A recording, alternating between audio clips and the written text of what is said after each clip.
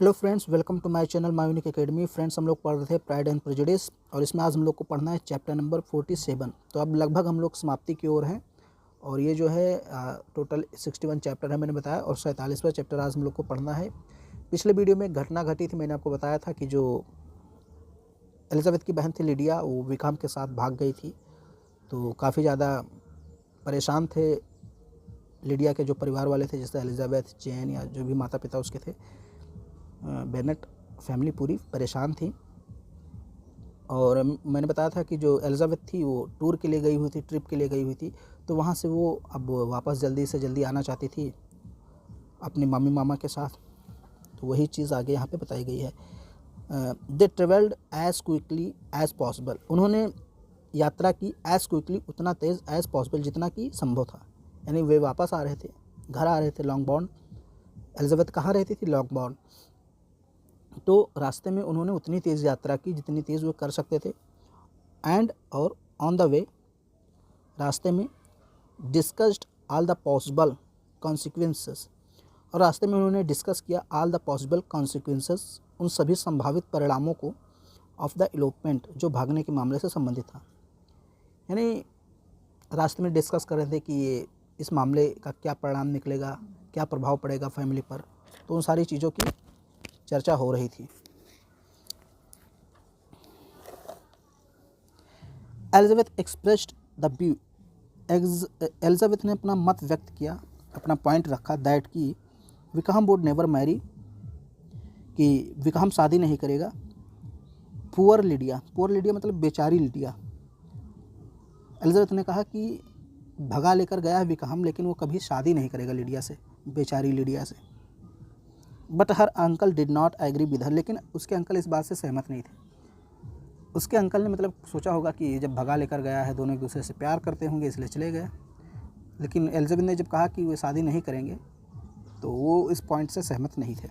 The next day, अगले दिन, they reached लॉन्गबॉर्न, वे लॉन्गबॉर्न पहुंच गए बाय डिनर टाइम, डिनर के समय। यानी जब डिनर होने वाला था तभी जो एलिजाबेथ और उसके मामा थे वे सभी लोग पहुंच गए लॉन्गबॉर्न।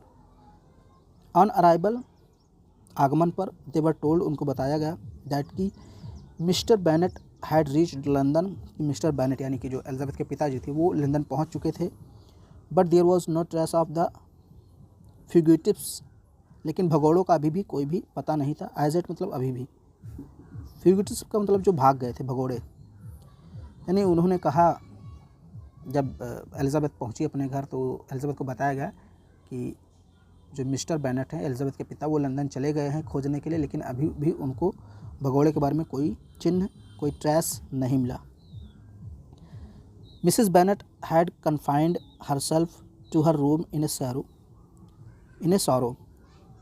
मिसेस बेनेट का मतलब जो एलिजाबेथ की माँ थी, हैड कन्फाइंड हरसेल्फ, उन्होंने स्वयं को बंद कर लिया था, टू हर रूम, अपने रूम में, इन सॉरो, दुख में।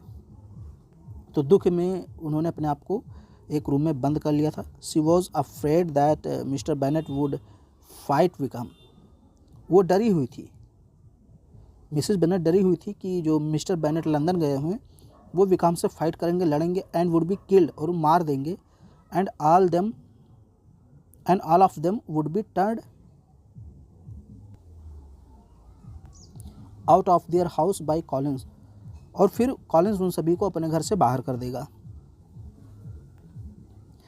मतलब चूँकि कॉलिंस वहीं पे रहता था, कॉलिंस यानी कि जो शार्लट लुकास का पति था, वहीं लंदन रहता था, तो लंदन ही गए हुए थे मिस्टर बेनेट खोजने के लिए। तो मिसेस बेनेट को ये लगा कि वहाँ पे गए हैं, झगड़ा होगा, मारधार होगा, एक दूसरे को मारेंगे और फिर कॉलिंस भी उनको घर से निकाल देगा। Mr Gardiner prepared to leave for London the next day, यानी कि जो मिस्टर गार्डनर थे, जो एलिजाबेथ के मामा थे, उन्होंने भी लंदन जाने की तैयारी कर दी कि हम भी अगले दिन निकल रहे हैं लंदन के लिए। Mrs Bennet requested him to tell Lydia not to order any wedding clothes. श्रीमती बेनेट ने उनसे प्रार्थना की कि लिडिया से कह दें कि वह भी शादी के कपड़े तैयार ना करवाए। मतलब सोचिए क्या मामला चल रहा है, मिसेस बेनेट क्या सोच रही हैं।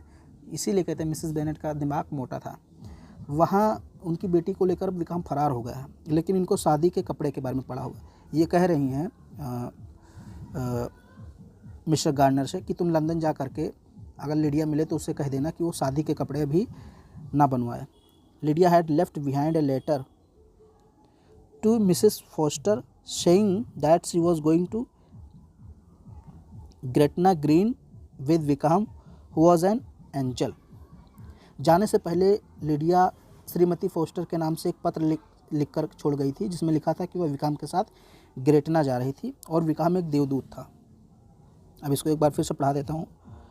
Lydia had left behind a letter, Lydia ने अपने पीछे एक लेटर छोड़ दिया था, मतलब जाने से पहले, टू मिसेस फॉस्टर को, सेइंग दैट, ये कहते हुए कि she was going to Gretna, कि वो ग्रेटना ग्रीन जा रही है, विद विकाम के साथ, यानी लिडिया ने पत्र में लिखा था। और उसने कहा हु वॉज एन एंजल, जो एक देवदूत था, यानी विकाम को उसने एक देवदूत बताया। Elizabeth felt greatly shocked at her folly, Elizabeth उसकी मूर्खता पर भौंचक्का गई, एक प्रकार से आश्चर्यचकित हो गई। एलिजाबेथ ने सोचा कि हमारी बहन लिडिया इतनी मूर्ख हो सकती है कि उसको देवदूत बता रही है। तो ये छोटा सा चैप्टर था, ये भी कंप्लीट हो गया आपका। इसके बाद हम लोग 48वां चैप्टर पढ़ेंगे। वीडियो पसंद आया तो शेयर सब्सक्राइब ज़रूर करें, और मैं एक दिन में अब 2 या 3 वीडियो अपलोड करता हूँ, आपको पता होगा, तो जल्दी आपका चैप्टर कंप्लीट हो जाएगा।